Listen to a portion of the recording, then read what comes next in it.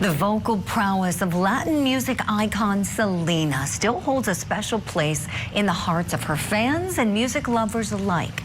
Nearly 3 decades after her death, what's trending in true crime is the woman convicted of killing the beautiful 23-year-old superstar is now requesting parole.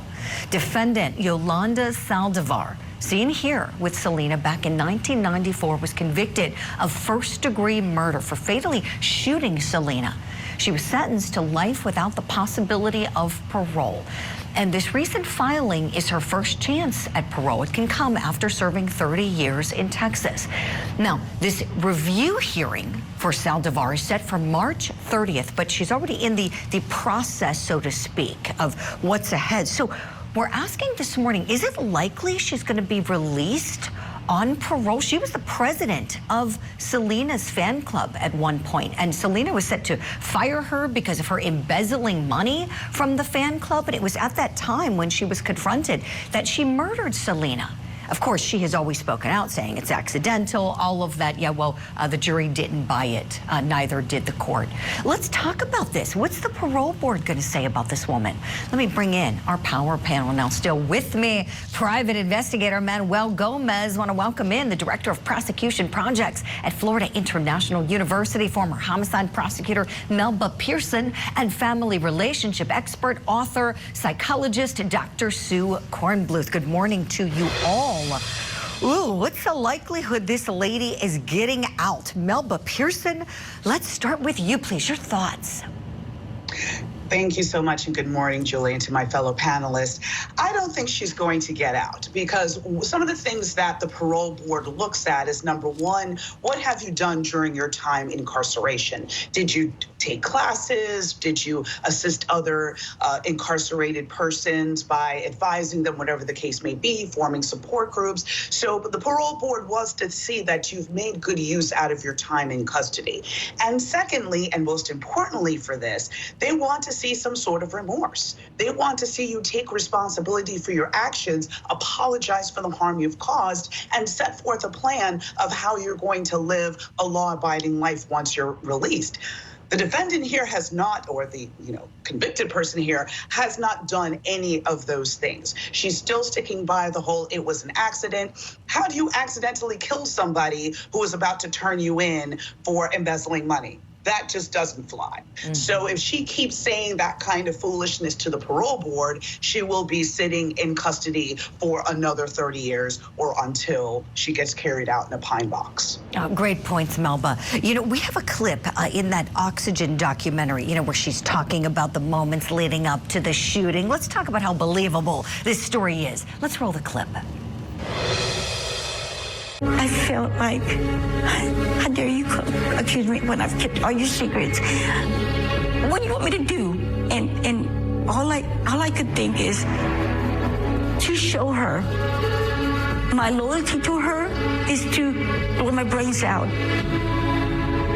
I said, what do you want me to do? What is the last thing y'all want me to do? What is the last thing your family wants me to do? You want me to kill myself? Because I'll just do it. And I got the gun and she said, no, Yolanda. And she went to the door. And when she went to the door, I said, don't close the door, and pow, it went. Is this story believable? Dr. Sue Kornbluth, what are you thinking as you're watching this lady? I'm thinking this is not believable, Julie. There's too much going on here. Even in her presentation, it's very dramatic in terms of what she's saying. And, I agree with Melba. There's no remorse here in terms of what she's done. Let's remember, she purchased that gun prior to this shooting that took place. Also, I believe that Selena was shot in the back. So I don't know how that could be an accident. Here's the thing. If you're not showing any remorse after 30 years of something like this happening, then it's very doubtful that the panel is going to give you parole. And by the way, this doesn't bring back Selena, that beautiful 24-year-old who was going to have a career of a lifetime back. And so the family of Selena, where is their justice in all of this? if she does get parole. For me, there isn't. She needs to show some kind of remorse and get more help in prison to recognize what has been done here and what she did. A great analysis. Dr. Sue, might I just say our control room is loving how you were fact-checking this criminal here on everything she's saying, the smoke and mirrors she seems to be trying to put up. I don't know who's listening. Manuel Gomez, last but not least, we certainly want your take on this lady and whether you think she's going to be released.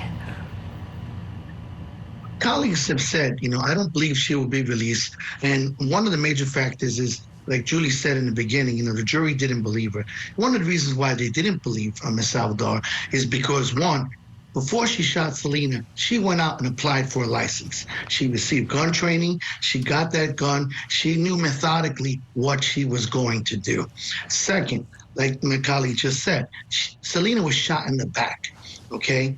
She was going to blow her brains out. She wouldn't have pointed the gun at Selena and then fired it. And third, like my colleague said as well, she has not done one program, and let me point that out, not one program in 30 years to show that she's becoming rehabilitated and to become an asset to society. This person, even though she's now about 55, almost 60 years old, she's still a threat to society and belongs to be incarcerated and stay there for the rest of her days. Excellent points. I couldn't agree with you more. I think she is a danger to society. And let's play a clip from the Oxygen documentary, another one where she's describing her decision to pull the trigger that day. Let's take a look. My decisions were my decisions, but the consequences are also mine. And I'm regretful for all of that. If I could turn time, if I could turn the clock, I think that a lot of things would not be as they were.